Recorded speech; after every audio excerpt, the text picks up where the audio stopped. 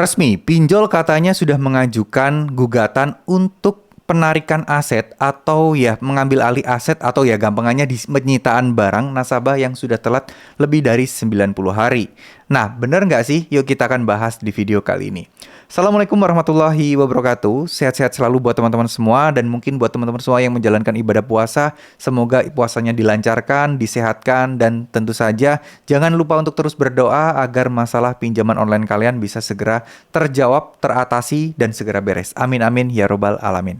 Jadi berkaitan tentang pengajuan pinjol untuk penyitaan aset atau mungkin pengambil alihan aset berharga milik nasabah gagal bayar sebagai pembayaran hutangnya, menurut saya ini informasi yang belum valid. Informasi yang masih terlalu mengada-ada, informasi yang memang sengaja disebarkan oleh oknum DC pinjol, yang mana ya pinjol DC-nya pasti tahulah. Nasabah sekarang udah pada pinter-pinter, di YouTube udah banyak informasi, di artikel, di berita udah banyak informasi bahwa tidak ada penyitaan barang. Nah, dengan begini, mereka juga mengancam hal tersebut, pasti juga akan bingung kan, karena orang udah pada tahu. Akhirnya apa? Mereka membuat sebuah cara-cara lain, yang mana mereka menginformasikan, menyebarkan berita bahwa pinjol sedang mengajukan ya, tuntutan ke OJK atau pengadilan untuk adanya aturan baru bisa penyitaan aset, pengambil alihan aset nasabah yang gagal bayar. Nih, ini sungguh nggak logis dan nggak masuk akal, teman-teman. Kenapa? Karena sekelas bank aja yang ada kartu kredit itu yang galbe yang telat bayar di kartu kredit itu banyak banget.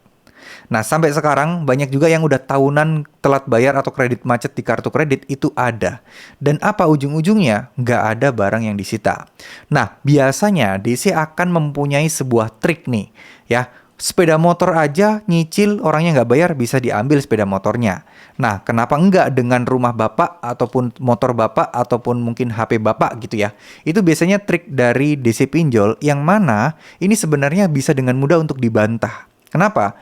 Karena gini, pertama kartu kredit aja nggak pernah melakukan itu. Yang jelas bank punya uang lebih besar, punya kuasa lebih gede, punya kekuatan hukum juga lebih hebat gitu ya dibandingkan pinjol. Tapi kenapa mereka nggak bisa melakukan itu? Nah, itu yang pertama. Yang kedua, kalau diumpamakan sebagai kredit motor, ini nggak bisa. Karena kredit motor itu klausulnya ada.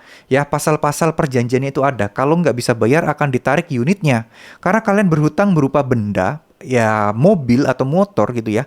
Nah, kalau nggak bisa bayar ada fisiknya yang mau ditarik. Nah, kalau misalnya kartu kredit atau pinjol atau pay letter, apa yang mau ditarik? Uangnya. Kan kalian berupa pinjam uang atau barang. Barangnya mau tarik. Nah, barangnya udah nggak ada. Ya, uangnya udah kepake habis waktu itu. Nah, mau ngambil uang lagi, uangnya udah nggak ada. Kan nggak mungkin ngambil barang lain.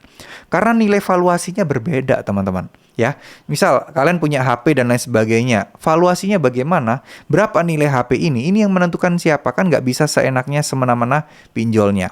Kalaupun kalian dipaksa ke pegadaian atau ngejual ke counter, nah itu bukan kewajiban kalian untuk menurutinya. Kalian bisa menolak dan kalian bisa mengajukan ke persidangan aja.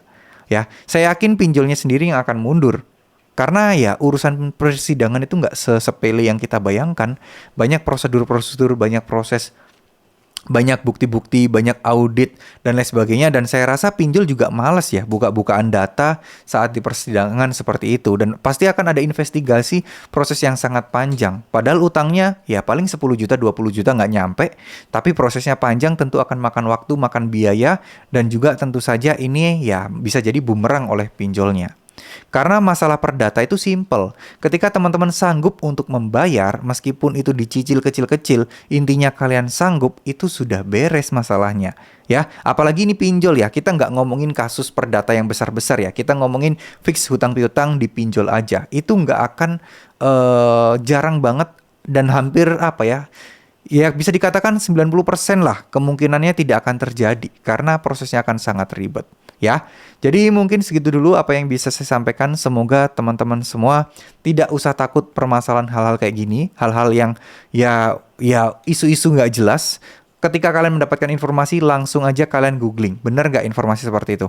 Biar teman-teman nggak jangan panik dulu pokoknya ya, biar kalian nggak gegabah dalam mengambil keputusan.